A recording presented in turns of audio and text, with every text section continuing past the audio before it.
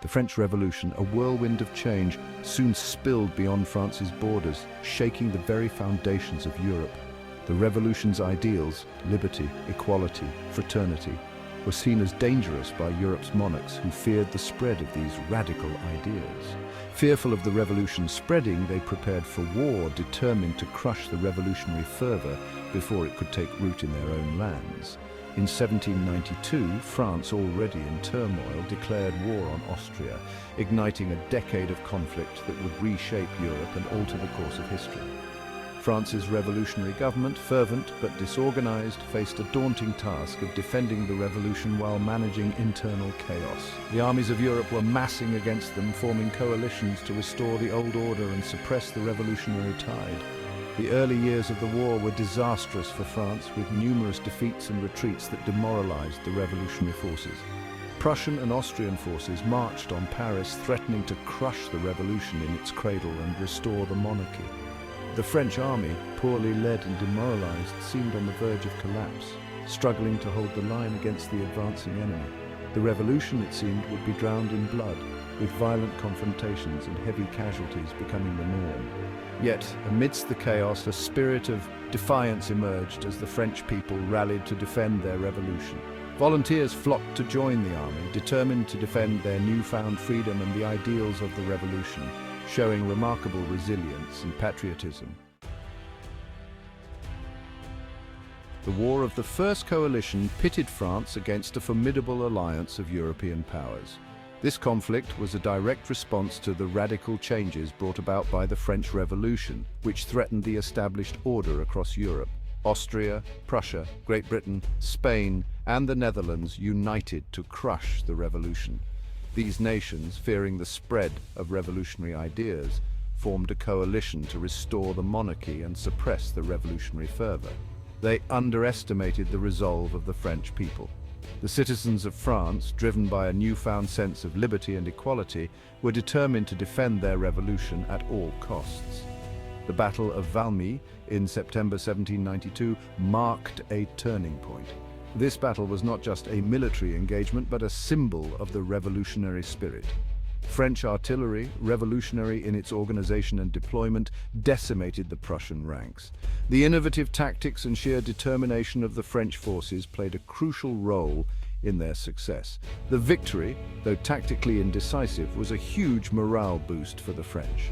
It demonstrated that the revolutionary army could stand up to the might of Europe's traditional powers. The revolution, bloodied but unbowed, had weathered the storm. The resilience and courage of the French people were on full display.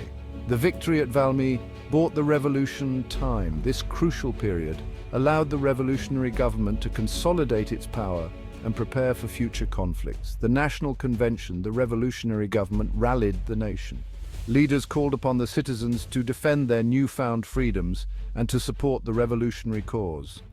A mass conscription, the levée en masse, created a vast new army. This unprecedented mobilization of the populace ensured that France had the manpower to continue the fight. This nation in arms would carry the fight to France's enemies. The revolutionary army, now bolstered by the levée en masse, was ready to take the offensive. The tide was beginning to turn. The revolutionary forces, driven by their ideals and newfound strength, were poised to change the course of European history. From the crucible of war emerged a brilliant young officer, Napoleon Bonaparte. Born in Corsica, Napoleon rose rapidly through the ranks. His tactical genius was evident in early campaigns in Italy. He embraced new military doctrines emphasizing speed, maneuver, and decisive action. His victories electrified France and instilled fear in the hearts of her enemies. Napoleon's Italian campaign was a masterpiece of military art. He outmaneuvered and outfought the Austrians, winning a string of victories. The Treaty of Campo Formio, signed in 1797, marked the end of the War of the First Coalition. France had triumphed. Napoleon returned to Paris a conquering hero. He was the sword of the revolution, its most potent symbol. The peace proved short-lived. Great Britain, fearing France's growing power, formed the Second Coalition. Russia and Austria joined the fray. Napoleon was absent, campaigning in Egypt when the war began. France, once again, faced defeat. Napoleon's return from Egypt in 1799 was timely. France was in turmoil, its government weak and divided. Napoleon, seizing the moment, staged a coup d'état. He became first consul, effectively France's ruler. His return galvanized the French army. Napoleon, with his customary energy, prepared to confront the Second Coalition. He understood that victory was essential to secure his own power and the future of France. Section 5. Marengo and Hohenlinden, decisive blows for peace. The year 1800 witnessed two resounding French victories, Marengo and Hohenlinden. At Marengo, in northern Italy, Napoleon faced the Austrians. The battle was a close-run affair, almost lost before it was won. Napoleon's tactical brilliance and the tenacity of his troops carried the day. Marengo cemented Napoleon's reputation as a military genius. It forced Austria to the negotiating table.